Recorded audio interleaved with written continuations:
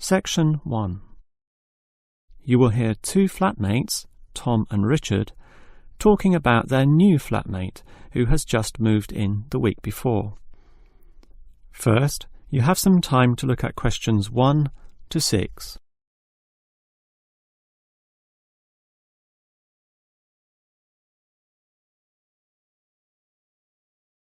You will see that there is an example that has been done for you. On this occasion only, the conversation relating to this will be played first. Hi, Richard. I'm glad I caught you here. Can I just talk to you about something? Our new flatmate, Anders, is not quite what I had hoped.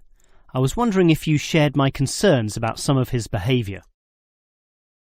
The new tenant's name is Anders, so Anders has been written in the space. Now we shall begin. You should answer the questions as you listen, because you will not hear the recording a second time. Now listen carefully and answer questions 1 to 6. Hi, Richard. I'm glad I caught you here. Can I just talk to you about something? Our new flatmate, Anders, is not quite what I had hoped. I was wondering if you shared my concerns about some of his behaviour. Yes, Tom, I know what you mean, but we can't be entirely negative. He has good points. I mean, at least he's quiet. He doesn't play loud music all night or bother others or turn his TV up, disturbing everyone. Sure, he's quiet, but remember our last flatmate? He'd say hi to you and smile and treat everyone politely. In comparison, this new guy is very impolite. He just grunts in reply and sometimes ignores me altogether. I guess that's just his way. You know, just his character. I don't think he realises he's being impolite, and it shouldn't matter to us too much. We can just ignore him too and quietly live our own lives. But his friends are hard to ignore when they visit. I know what you mean, but how often does that happen? I rarely see them, maybe once or twice a month. If they came more often, it might be a problem, but as it is, such rare visits don't matter so much. Wouldn't you say so? Well, I'm not sure, since it's very obvious when they're here because of all the cigarette smoke in the house. It stinks up the place, and you know we don't allow smoking on the premises. Well, I've never seen them doing this. Maybe they do it outside. Perhaps we can talk to Anders about it. Always remember, though, in one respect, he's a good tenant. And it's the most important aspect. The previous flatmate would always pay the rent late. I know what you're going to say. This guy pays promptly. But there's more to being a good tenant than prompt payment. I mean, you need to turn off the TV, clean up your dishes, dress respectably, be polite, and so on. I guess what I'm saying is that basically you need to cooperate with the others, and this new guy fails significantly in this respect. Okay, I suppose you have a point there. Before you hear the rest of the conversation, you have some time to look at questions 7 to 10.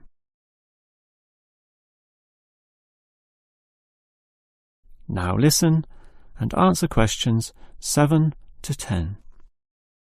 I tell you what, Tom, why don't we talk to our new flatmate, Anders, about these issues? If we throw him out, we'll have to go to all the trouble of finding another flatmate, who might not necessarily be much better.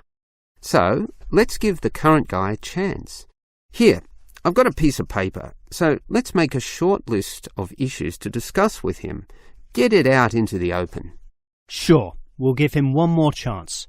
So, write communication, and let's tell him to... Well, we can't change a person's personality overnight. So why don't we have a weekly tenants meeting, and we can just ask him to attend. That way, we can get to know him better. I'll write attend meeting, and we can take it from there. OK, but we have to tell him about his friends.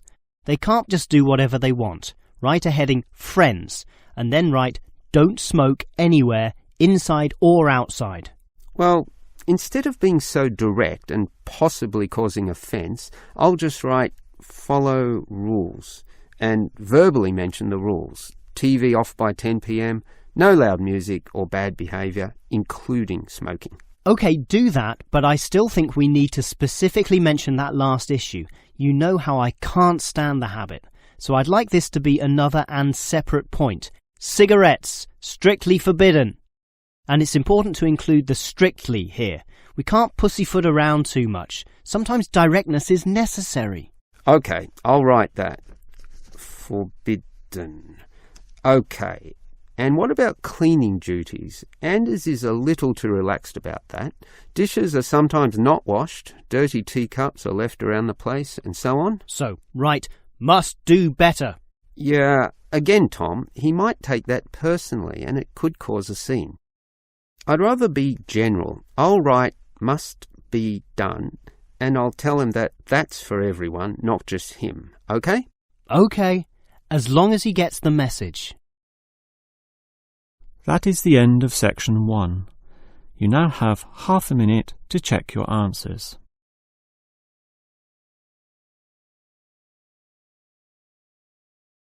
Now turn to section 2. Preparing for IELTS?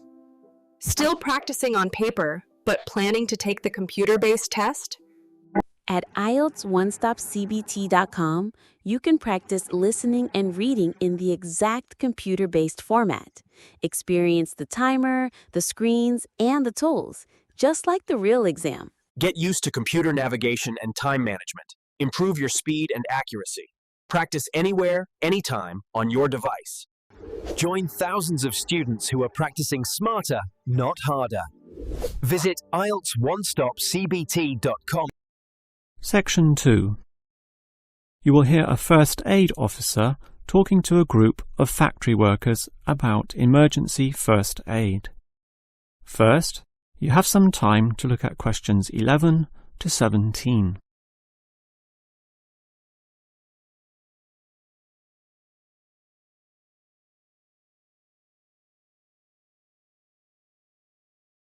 Now listen carefully and answer questions 11 to 17. Hello everyone. Now you know why I'm here. You all work in a factory, and in this environment there always remains a significant possibility of accidents happening, in which case first aid will be necessary. What is first aid? It is the provision of emergency on-site care when an injury occurs, and it is essential for everyone to know, if only simply, the steps which must be followed. There are, of course, minor injuries which may happen, not needing further medical care beyond the intervention of the first aider, but you can never be sure, thus the following steps must always be followed. These can be abbreviated to the words Dr. ABC, in other words, D-R-A-B-C. The D stands for danger, and that's the first issue to keep in mind. When an accident happens, immediately ascertain that the environment is safe. That, for example, nothing else will fall or break or cause accidents. If you, the first aider, are also injured, the problem is even worse. The R stands for respond. You must then ascertain the best response. Once all the danger has been eliminated and the distress calls sent out, the appropriate action is, obviously, to help the injured party. Alright, that leads to A, which stands for airway. In order to stay alive, all people need to have an open airway to allow breathing. A conscious person will automatically clear their own airway. But if unconscious, this may not happen.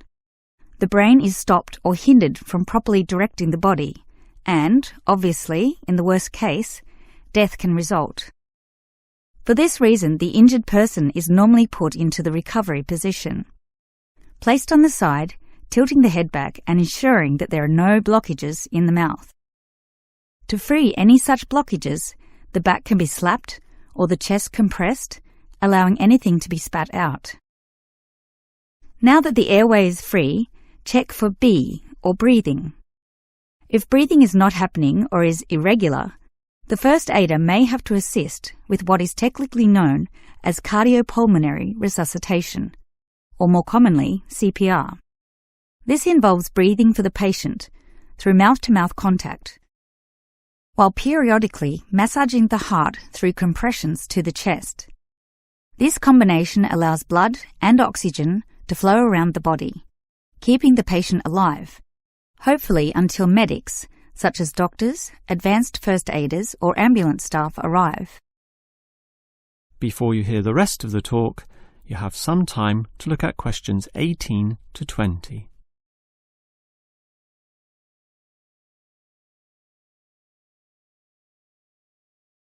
Now listen and answer questions 18 to 20. Now, it's certainly good to have knowledge of emergency first aid, but, obviously, the best situation is simply not to have accidents occur in the first place. For that, you need to be aware of safety issues, but just saying "be aware" does not usually achieve much. It is more important to have an appointed person whose job is to ensure awareness and work safety.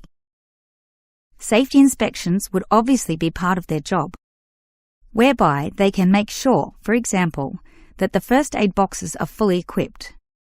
Another idea is to put posters on the walls, but, interestingly, research has proven that these tend to be ignored, becoming just part of the wallpaper, seen but not put into practice.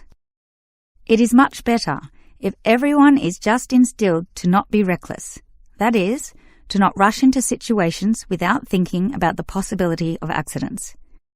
And instilling this mindset is part of the job of the safety officer.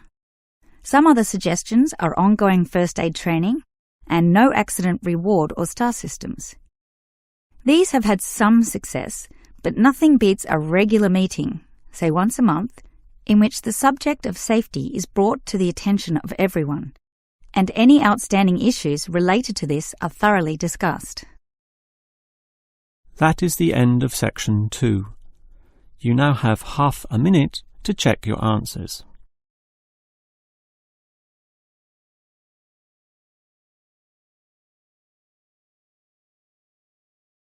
Now turn to section 3. Section 3. You will hear two students, Frank and Nicole, discussing their research on university waste. First, you have some time to look at questions 21 to 25.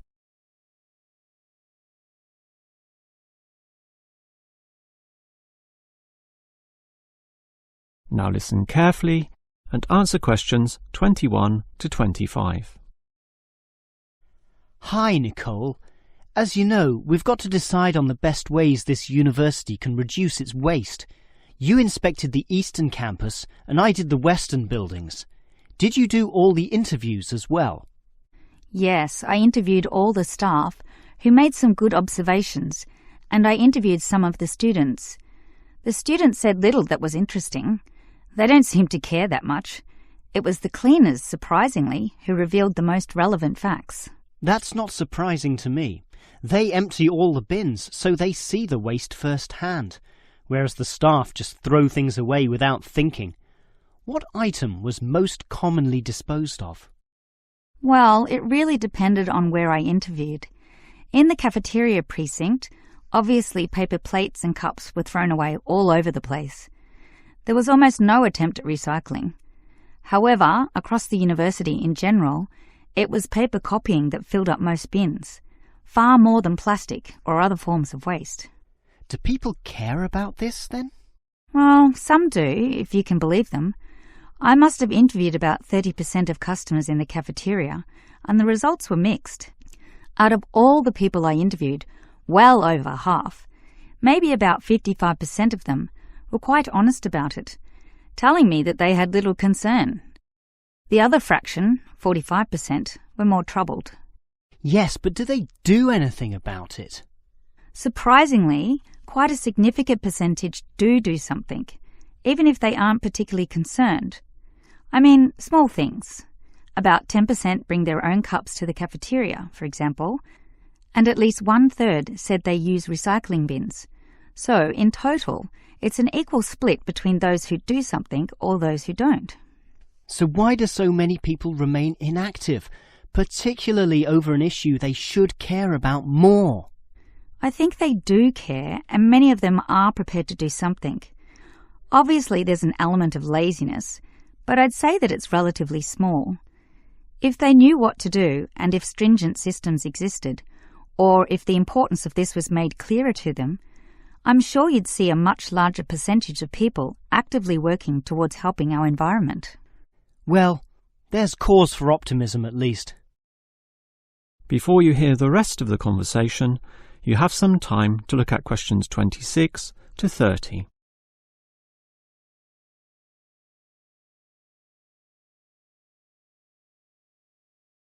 Now listen and answer questions 26 to 30. Clearly then, there's a significant waste of paper here at this university, so I've worked out one practical suggestion which could help reduce it, specifically the waste from the excess photocopying. Let me hear it then. Obviously, for a start, we've got to ensure that people, including the staff, without exception, copy both sides of a page. We can't tolerate single-sided copying. It's just far too wasteful. Absolutely. Just more trees being chopped down. But as people are doing copying, there may be adjustments and practice copying, producing single-sided copies or blank pages not wanted and not intended for use. These need to be deposited into a tray for intended recycling. You know, for recopying onto the blank side of the page. But people don't usually do that. I'm afraid it's just human nature. No matter how unimportant the copying is, they prefer to use fresh paper. Yeah, I agree with you, which is why you need to display these papers right in front of everyone with a clear sign, "Please reuse," to make it easy for them to do so. They still won't do it. I know. That's why you take some of these papers and regularly stack them inside the copier in a special tray once a day, say in the morning. Well, that's getting better, making it easier for them to use the paper. But still, I'm afraid many won't. That's why you allow everyone to select this tray when copying. You distribute numbers or codes to every person, giving them special access to this recycling tray. Every time they use papers from this, it's tallied up to their account. I know I'm sounding a bit negative, or even cynical here, but why should they bother using that tray? Because the person who does the most copying from this recycling tray gets, say, a cinema pass or lottery ticket or some other sort of reward. Oh, right. Now that's a system which might just work. Let's trial it in the office and see what happens. That is the end of section 3. You now have half a minute to check your answers.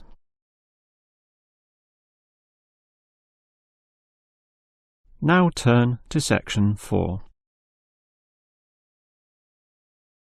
Section 4. You will hear a lecturer discussing techniques for removing carbon dioxide from the atmosphere. First, you have some time to look at questions 31 to 33.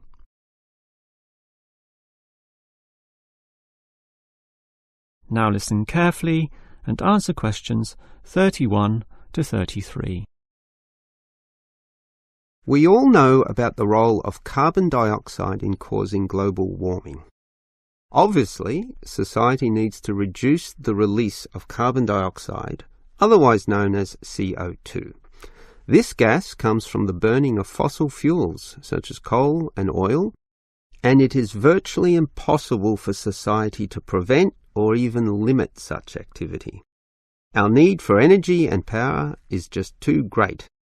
Instead, a more practical idea is to collect the carbon dioxide from the burning process, for example, directly from the chimneys of power stations, and somehow prevent this gas from being released into the environment.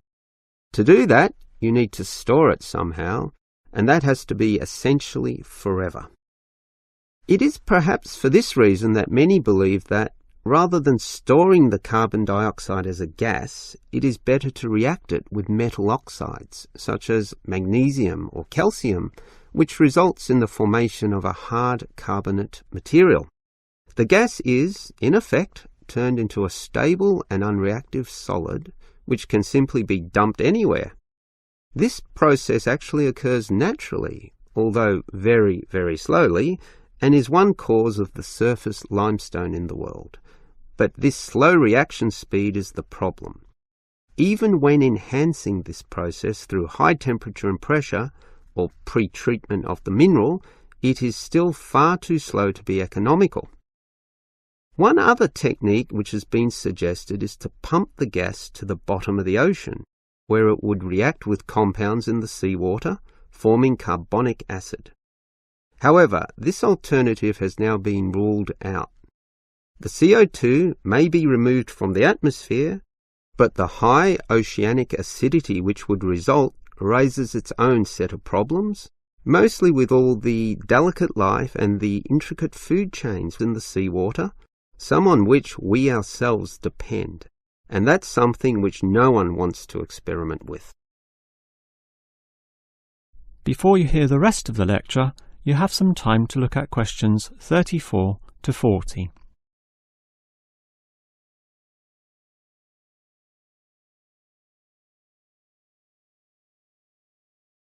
Now listen and answer questions 34 to 40. Perhaps because of the lack of alternatives, the most commonly discussed solution to the problem of disposing of carbon dioxide is to pump the gas underground, a technique known as geosequestration. In this system, the CO2, for example, could be pumped into underground pockets within depleted oil wells or disused coal tunnels. This carries, however, three serious disadvantages, namely the risk of leaks, the considerable costs involved, and finally the unproven effectiveness. Let us look at those three disadvantages in detail. Firstly, there is the risk of leaks. Although the gas would be deep and sealed over by masses of rock and earth, the huge pressures in these spaces would turn the gas into a liquid state, capable of moving through rock fissures or faults. This could allow the gas to eventually be released to the surface.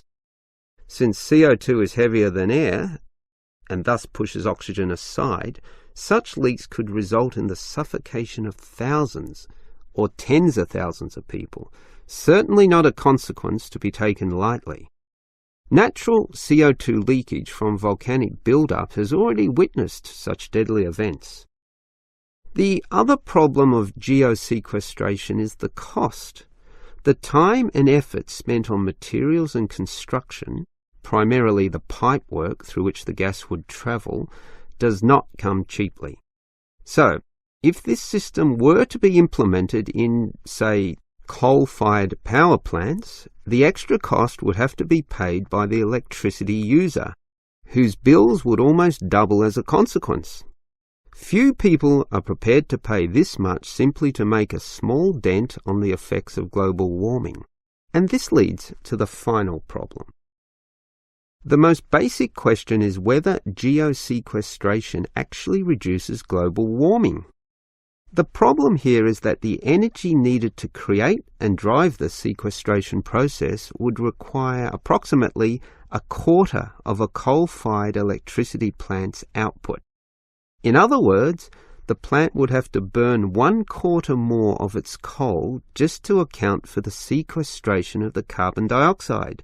And with coal producing other noxious pollutants, such as sulfur, ash, and heavy metals, the environment is hardly benefited at all. Nevertheless, there are many active experimental efforts underway, primarily in oil production sites.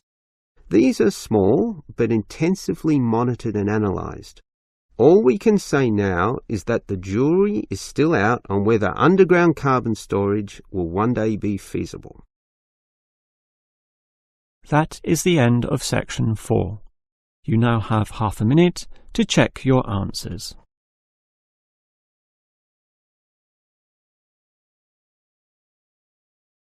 That is the end of the listening test.